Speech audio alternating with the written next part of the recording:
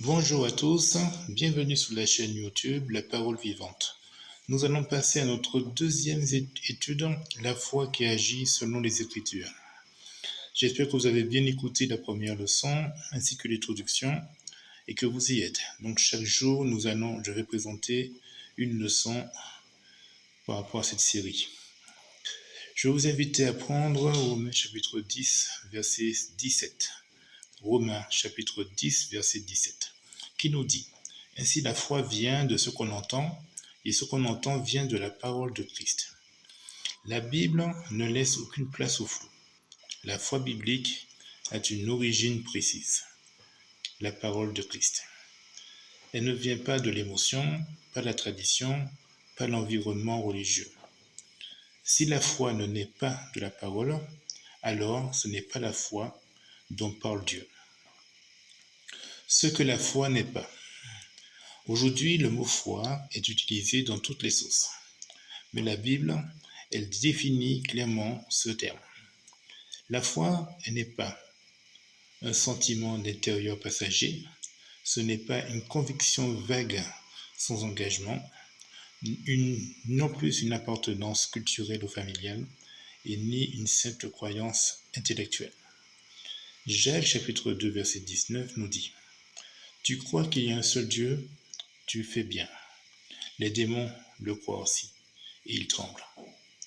Les démons croient, ils savent qui est Dieu, ils reconnaissent sa puissance, et pourtant ils ne lui obéissent pas. En conclusion, simple et brutale, croire sans obéir ne sauve pas. La foi biblique, elle produit toujours de l'obéissance. La foi authentique ne reste jamais immobile. Elle se manifeste par des actes concrets. En Jacques chapitre 2 verset 24 nous dit « Vous voyez que l'homme est justifié par les œuvres et non par la foi seulement. » Jacques ne combat pas Paul, il combat une fausse foi, une foi théorique, une foi sans soumission. La foi qui sauve, elle écoute Dieu, lui fait confiance, obéit à ce qu'il demande, même quand cela dérange. Une foi qui discute avec Dieu n'est pas une foi biblique. Une foi qui repousse l'obéissance est une foi morte. Imaginons qu'un homme au bord d'un fleuve en crue. Un pont solide a été construit pour traverser. Mais l'homme reste sur la rive. Il dit « Je crois que ce pont est solide. Je crois qu'il peut me porter. Je crois qu'il a été bien construit. » Mais il ne met jamais le pied dessus. Tant qu'il reste sur la rive, sa foi ne lui sert à rien. Elle ne le fait pas avancer, elle ne le sauve pas. La vraie foi commence au moment où il va poser le pied sur le pont. De la même manière, croire que Christ est le Fils de Dieu est essentiel. Mais faire confiance à Christ, c'est marcher là où il demande de marcher. En gros, marcher sous ses empreintes. La foi biblique traverse le pont et elle ne se contente pas d'en parler. Prenons quelques exemples bibliques. L'exemple de l'eunuque éthiopien. On va prendre le livre de Acte 8, versets 35 à 38. Philippe lui annonce Jésus à partir de Ésaïe 53. L'homme écoute, il comprend, il croit. Et immédiatement, il y a une question qui surgit, verset 36. Il dit à Philippe, « Voici de l'eau.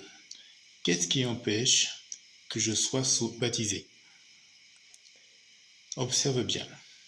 Il ne demande pas du temps, il ne cherche pas une alternative, il ne remet pas l'obéissance à plus tard. Sa foi agit immédiatement selon ce qu'il a entendu. C'est exactement ce que produit une foi vivante. La foi dans la prédication apostolique. En 1 Corinthe, par exemple, en Acte 18, verset 8, nous dit « Plusieurs des Corinthiens, en entendant Paul, crurent et furent baptisés. » Le modèle apostolique est constant. On entend la parole, La foi naît et l'obéissance elle suit.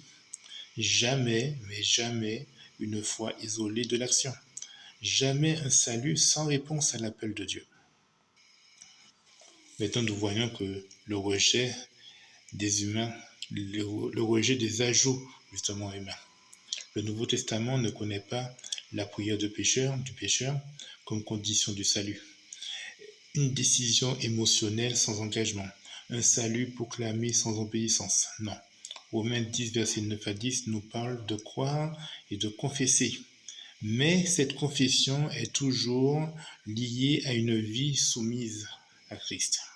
La foi biblique ne négocie pas avec Dieu et se soumet à sa volonté. Chers frères et sœurs et amis, en conclusion, pose-toi la question sans te mentir. Ta foi te fait-elle avancer selon les Écritures ou te laisse-t-elle immobile sous la rive? La foi véritable écoute Christ et agit selon sa parole. Dans le prochain message, nous verrons un appel tout aussi clair et tout aussi exigeant que la foi, la repentance. Sur ce, je vous dis bonne soirée et au prochain message pour le lendemain.